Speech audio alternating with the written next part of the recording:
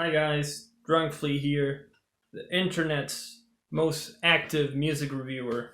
And I'm very excited today because we're gonna be reviewing an album I was really looking forward to this year, and that is none other than No One Knows What the Dead Think self titled album. So, to provide a little bit of context around this band, two members here were previously in Discordance X's, a legendary grindcore band. So we have John Chang on vocals and also Rob Martin on guitar. And a new member, Kyosuke Nakano on drums.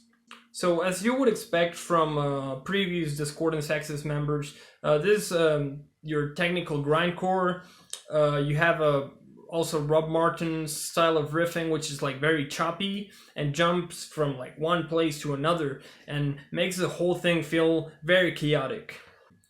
Also, this is a pretty short album. I think it's like around 15 to 20 minutes playtime. So like it comes in, it makes a mess of absolutely everything with like the chaos and aggression, and it goes out pretty quickly as it came by. So keep that in mind because this is like 15 to 20 minutes of full force. We also have here John's very like trademark vocals, very high pitched screams that make the entire thing feel very cathartic. And I think his vocal style really matches his lyrical work. His lyrical work is very metaphorical. You get like just like little words thrown at you that paint like this bigger, like chaotic landscape. And I think he's like a cathartic voice style, the high pitched scream and aggression make a great balance with his lyrical work. Also, another thing I wanted to point out, despite this being marketed as, Discordance X's last album and everything, this is not like the Inalienable Dreamless 2.0. This is like its own thing because while it can sound very chaotic and aggressive as much as Discordance X's, at the same time you can hear quite a bit of melody and like this calculated technicality in the riffs that bands such as Gridlink had. So I think John Chang took inspiration from his previous bands, and they brought like everything together here because you have tracks such as Autumn Flower or Sayaka, which are just very melodic and also like very well crafted tracks. I think the best the song here with the best composition would be Cinder. So really well written tracks with a lot of technicality to them and also quite a bit of melody. And I think that is important because I didn't want the band to be repeating themselves. I didn't want them to give me the same old stuff that I already know. While it sounds like something you would expect from Discordance X's, at the same time, it is a sound that evolved and gave you something new. So I really appreciate that. Also, I would like to point out Kyosuke Nakano's drum work here. Flawless performance, first of all, flawless.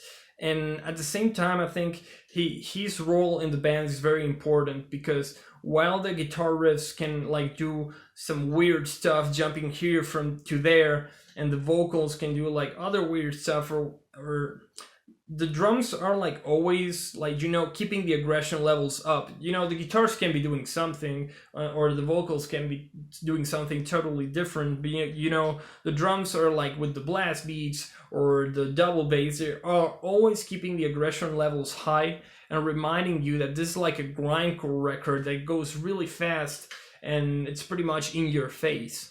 As the songwriting goes, I think all the songs here are really good. As I said, for example, my favorite tracks like Kaine or Autumn Flower being very melodic.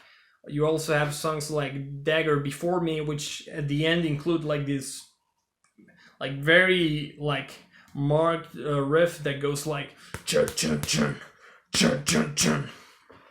And I think that's pretty cool because they give you like quite a bit of variety. Like, okay, this is grindcore, it goes really fast, it's really aggressive, but it also has like those little moments that are like sprinkled all across the album. So yeah, overall this is a really like good album, well written songs, The performance is flawless, as I said.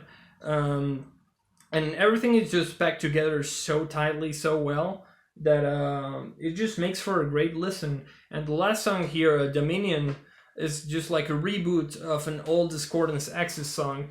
And so if you're a fan of Discordance Axis, this new version is actually really cool. So I think it's worth buying the album just out of that one song alone. So yeah, the consistency, the good performance, the well-written tracks, the fact they're keeping it fresh while giving you what you would expect, like all of those positive things about the album make it like so good, and I can't really complain about it. The only thing that I could maybe complain about it is that I've seen these guys do better, like John Chang with like Discordance Axis. Like he did a totally legendary album with The Inalienable Dreamless, or like for example with Gridlink Long Henna, where like his performance vocal wise, it's like so insane, it's so like off the hook. So I'm not gonna give this a 10 out of 10 purely based on the fact that I know these guys can do better, and I've heard better stuff from them.